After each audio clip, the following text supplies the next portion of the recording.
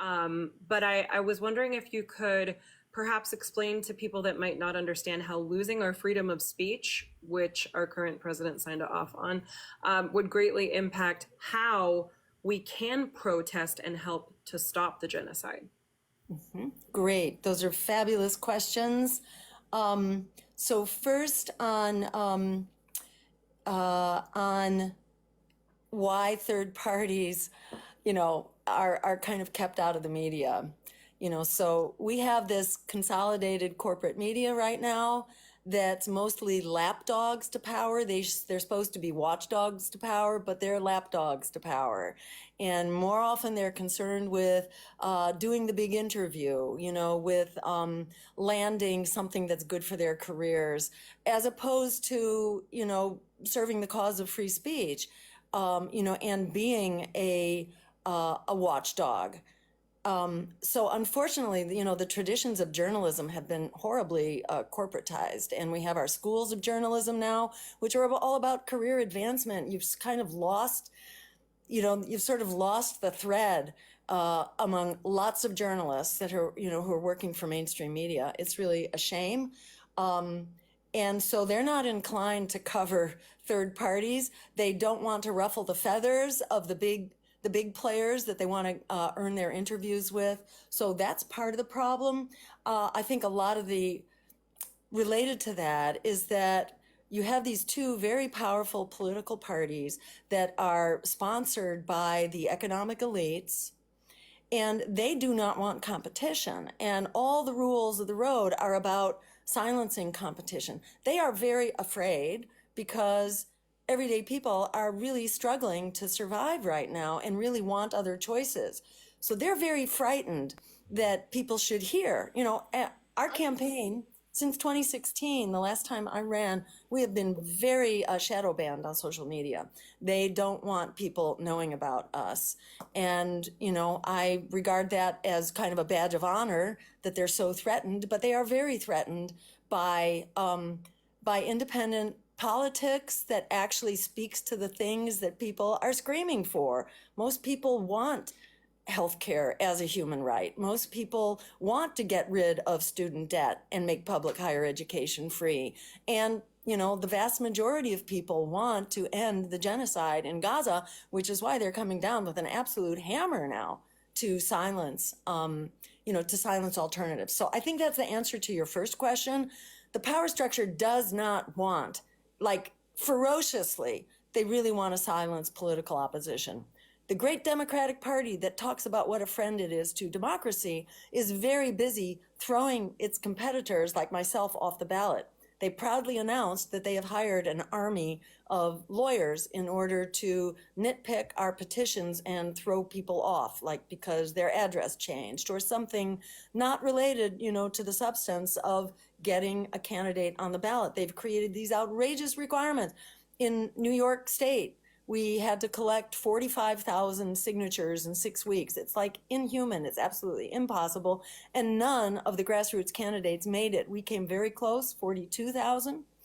All the others, including the libertarians, they got 4,000. We got 42,000, which tells you how on fire people are to shut down this genocide, which is, kind of a major issue for us. So this is basically what the Democrats are doing. They're silencing their opposition. Where do we stand?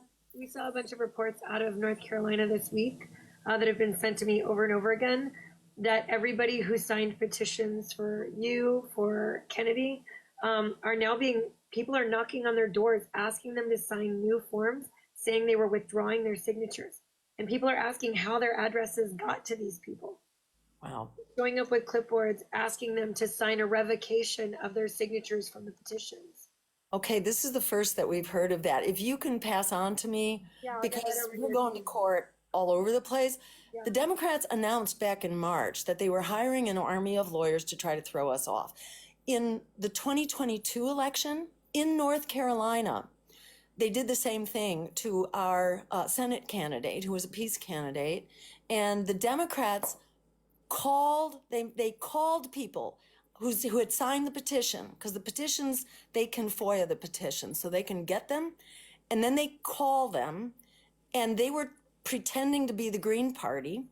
They were pretending to be the Green Party, telling signers to please take their name off the petition because the party decided they didn't want to run a candidate anymore or something like that. Nonsense. And they happened to call the head of the party. They called the head of the Green Party and told him that the Green Party wanted him to take his name off the ballot. So he recorded the phone call and took it to court, and we were able to get him fined on that. But this is like, they should be in jail for that. I mean, talk about interfering with our elections. You know, they want to point to some like ludicrous tweets from the Russian Internet Research Agency, tweets that had nothing to do with the election, and they want to say that was interference.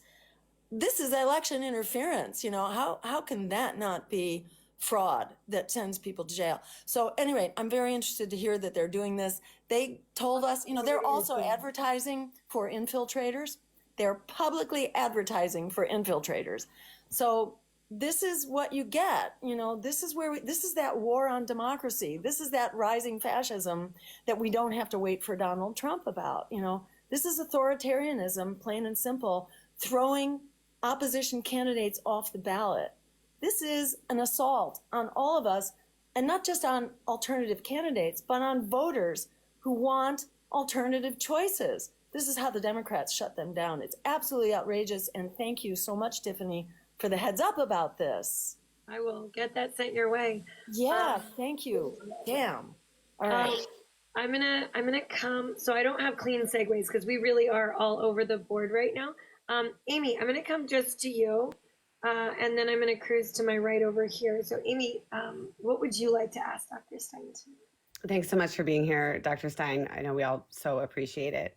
I'm a former attorney, and 4 years ago, my husband's former employer, Amazon, accused him of a crime. He was never charged with the crime, but we had to deal with the DOJ investigation for 4 years, and our assets were seized for 22 months, and we had to hire lawyers to fight to get them back. Oh, man. And for me, it was this experience of corporate capture going far beyond anything I'd ever imagined in America.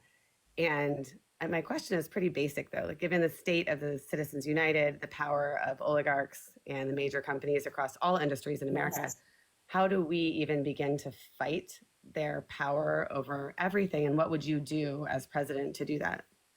Yeah, right. I mean, this is a real problem. You can look at also what happened to Stephen Donziger, you know, the attorney who defended the indigenous people in Ecuador, you know, like just this was motherhood and apple pie, you know, defending their water supply. They're really sick. They're dying from cancer. We had the same law basically- firm represented Chevron Yes. against Donziger, who represented It is Amazon against her husband, Gibson Dunn. unbelievable. Yeah. And the Democrats are just like okay with it. They're just okay with it. It's just, I think it's just another example of what a state of emergency we're in.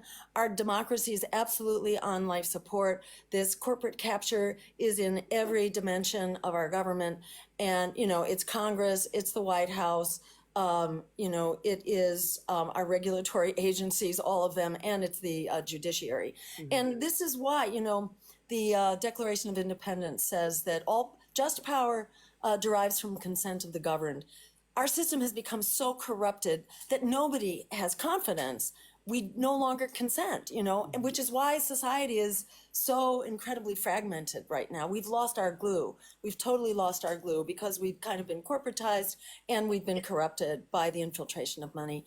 And, you know, I think how we approach this is one step at a time. We do what we can do, you know, and we move on that first. So let me just say, on day one of our administration, we initiate an antitrust lawsuit against the corporatized media. So at least we can begin, you know, and that's something that the presidency can control. We can begin to free up media so that we actually have honest reporting, which is really important for mobilizing people. You have to mobilize people in order to, you know, fix these problems. People need to be informed about what the problem is and how it can be fixed. You know, we don't have a functioning press right now. So it's very hard for us to ever gin up, you know, the momentum that we need to solve this stuff. One of the big problems in the judiciary, you know, has been basically the influx of money coming in through these so-called nonprofits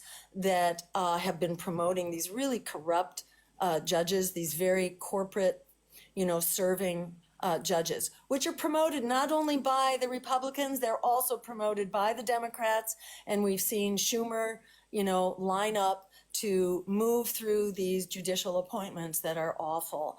And, I think it's, what do we do with the judges, the corrupt judges who are already appointed? I'm not sure, but in part, having a media that will actually talk about this and hold their feet to the fire is really important.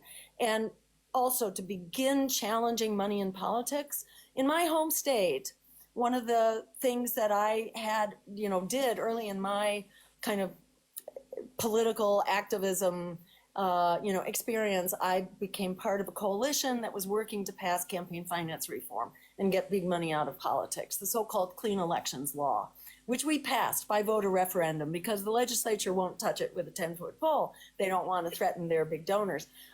So we created a system of public financing, which doesn't get rid of the corrupt. We need to do that also. But at least if you have the option for public financing, you create, you have a fighting chance, and you can begin to get other candidates elected who don't have to go through the same kind of corporate filter in order to get to office and raise the money that they need and so on. So, we can begin to move public financing, which the public supports in enormous numbers. And this is one of our priorities in our democracy agenda, to move forward public financing, and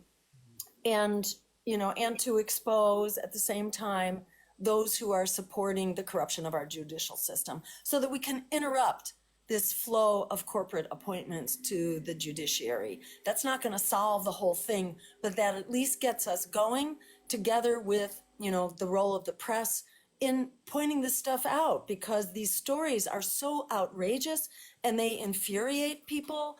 People identify with this sense of being, victimized by big corporate government. And I want to just quickly point to what happened under Richard Nixon, who was one of the most conservative presidents ever. And we had a very conservative Supreme Court.